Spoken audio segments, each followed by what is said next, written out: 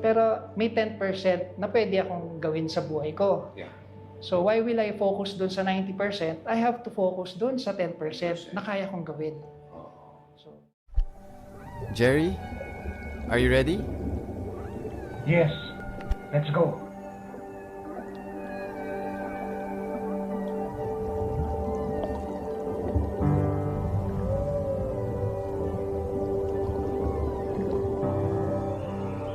I'm really excited to do this because of the adventure and the challenge that I'm gonna face conquering Mount Matulang. Gustong-gusto ko rin siyang isama, kaya lang hindi ko sure kung paano ko siya alalayan sa bundok eh.